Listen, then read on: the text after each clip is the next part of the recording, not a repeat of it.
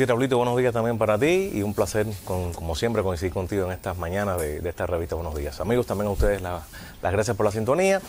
Y como bien anunciaba Raulito, pues bueno, hoy voy a hablar de Lázaro Valdés, uno de los grandes pianistas y maestros de nuestra música. Lamentablemente, como también anunciaba Raulito, fallecido este 1 de enero, lamentablemente, por supuesto. Un hombre que, bueno, lleno de vitalidad, aún con una obra inacabada, porque la obra de los artistas nunca se acaba, desde la composición, desde la investigación, desde el magisterio, desde todas esas maneras que tenía Lázaro por seguirnos brindando, ¿no? Pero bueno, lamentablemente la vida tiene su fecha de caducidad, como a veces argumentan algunos psicólogos, algunos médicos, ¿no? Para decirlo de una forma mucho más llevadera, ¿no?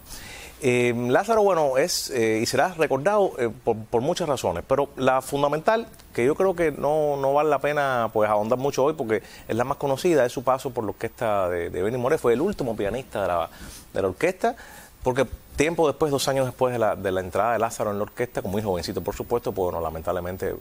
fallece Benny Moré. Pero aún cuando Lázaro era un pianista joven en aquellos momentos, estamos viendo aquí estas cápsulas de este proyecto Retomando el Son, que yo creo que habla muy bien de todo este proceso. Pero aún cuando Lázaro era un pianista joven que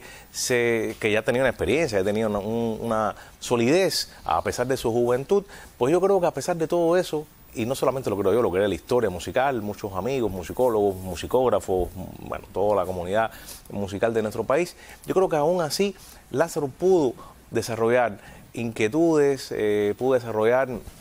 maneras muy interesantes y a la vez muy formativas, es decir, desde la disciplina, desde su concepto musical, lo pudo desarrollar en esta orquesta, siendo después su director musical y bueno, luego pasando a otros quehaceres musicales, ya luego de la desintegración de la banda gigante. Yo creo que esto fue una etapa muy, digamos, interesante en la obra musical de Lázaro, que lo cual yo creo que lo persiguió durante toda su vida para bien, porque yo creo que es algo que hay que ponderar y hay que resaltar.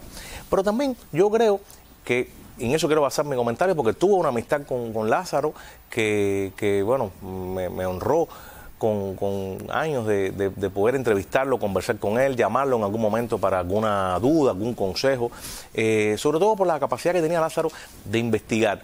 Y esto es importante y me quiero detener acá. Cuando un músico en etapa fértil de creación, músico, quiero decir, ya sea flautista, trompetista, pianista, compositor, la rama que sea la más, o la escogida por ese artista, cuando un músico está en esa fertilidad creativa, en algunos momentos, pues bueno, en esa racha, en ese momento, o en esos años, en esos estadios, pues va componiendo, va creando una obra determinada y en algunos casos puede que haya un trabajo de investigación sobre lo que está haciendo, es decir, no sobre la obra que está creando, sino sobre el concepto musical, morfológico de lo que está creando. A veces sucede, a veces no sucede. Y esto no es nada ni bueno ni malo, ni quita ni da, pero realmente cuando un músico, un artista, está en una etapa de formación, de creación, y a la vez eso lo acompaña, es decir, lo edifica, lo apuntala con trabajo de investigación, por trabajo de investigación sobre esa misma obra, no investigación para crear la obra, sino trabajos de teorización sobre lo que está haciendo. Yo creo que eso le añade un plus, o sea, le añade un extra a ese trabajo o a esa obra que está haciendo. Bueno, estamos viendo aquí algunas imágenes que he traído de algunos momentos que tuve la dicha de conversar con él en diferentes momentos para estos espacios y para otros que tuve ese privilegio con Lázaro. Bueno, les comentaba, y yo creo que en él hice esta aclaración sobre la creación, sobre la misma, sobre los procesos estos de investigación y de búsqueda de conceptos musicales, porque Lázaro, más allá de ser un hombre en activo, un ejecutante, un maestro, o sea, un profesor, también fue el hombre que teorizó sobre su propia obra. Es decir, aportó a su propia creatividad, le aportó un blindaje, por decirlo de una forma metafórica, teórico muy interesante. Por ejemplo, cuando él crea su grupo, que bueno, por supuesto, son jazz, que es el grupo donde se recrea el son y se recrea en el jazz como puntales fundamentales de estos dos géneros, pero que ahí cabía lo mismo un nengón, que una rumba, que un bolero, que cualquier género de nuestra música. Lo iba mezclando y a la vez teorizando con elementos muy conceptos, o sea, y con conceptos muy propios de la música a niveles que, bueno, pocos pudieran entenderlo y realmente le daban una exquisitez musical y una manera, ¿no?, bien interesante de mezclar, ¿no? Por ejemplo, el uso de tendencias muy propias, o sea, o muy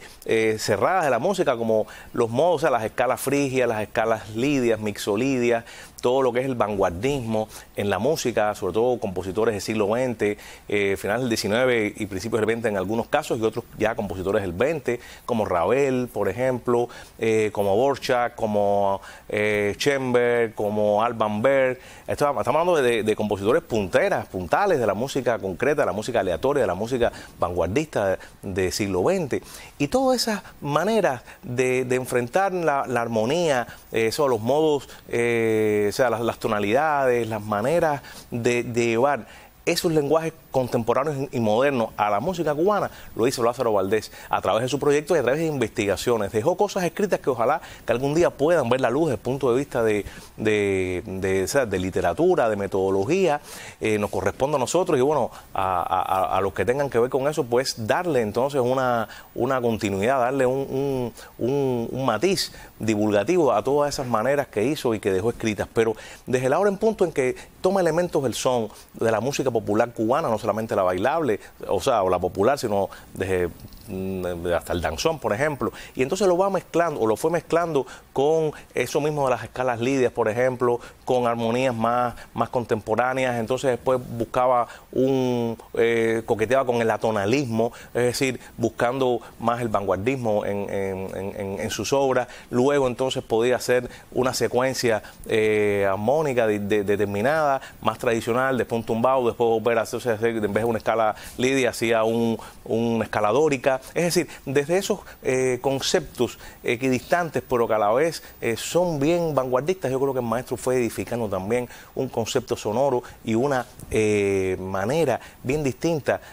sobre su propia obra, lo cual, por supuesto, yo creo que hay que, por eso hizo ahorita la salvedad, yo creo que hay que ponderar, es decir, reverenciar eso que tantos años le llevó. Y teniendo en cuenta que lo hizo no en una temprana juventud, sino en un periodo ya biológico de madurez, pasado los 30, los 40 años, yo pienso que eso le da también un matiz diferente a su obra. La manera que también pudo hacer, o sea, compaginar toda esa creatividad con su grupo, con la manera de poder, con un grupo de pequeño formato. No estamos hablando de una orquesta gigante ni mucho menos, como el caso de Benny, una orquesta de 14 o 13 músicos, sino con un pequeño formato de drums, o sea, batería, percusión, set de percusión, piano, bajo, algún cantante esporádicamente. Pero yo creo que con ese formato el maestro también pudo acercarse a diversos elementos innovadores desde la música cubana y sobre todo desde esa visión tan contemporánea y tan particular que sobre los géneros que ahorita mencioné, sobre el son, sobre la guaracha, sobre el feeling, la canción, el changüí, nengón, el kiribá, bueno, géneros importantes que yo creo que a la larga pues fueron importantes para él, sobre todo desde una perspectiva muy experimental, y yo creo que también hay que recordarlo. Bueno, sus alumnos, tuvo muchos alumnos, dio clases magistrales, fue una gente que estuvo muy de cerca con el magisterio, o sea, cuando uno lo llamaba pues nunca había un no, nunca había un mañana nos vemos, o sea, como podemos decir en el lenguaje musical, había una baraja en eso, ni mucho menos, al contrario, una gente que muy seria, una gente que bueno, lamentablemente nos dejó toda, bueno, lamentablemente, porque la muerte nunca uno se conforma, pero bueno, que nos dejó siempre un sistema de aprendizaje y disciplina y enseñanza que yo creo que para las nuevas generaciones es también, o será importante en algún momento pues, ponerlo en práctica. Entonces, bueno, con este pequeño comentario quise acercarme hoy, amigos, a la obra y parte de la vida, lo que me tocó vivir junto a él, del maestro Lázaro Valdés. Muy buenos días y hasta un próximo encuentro.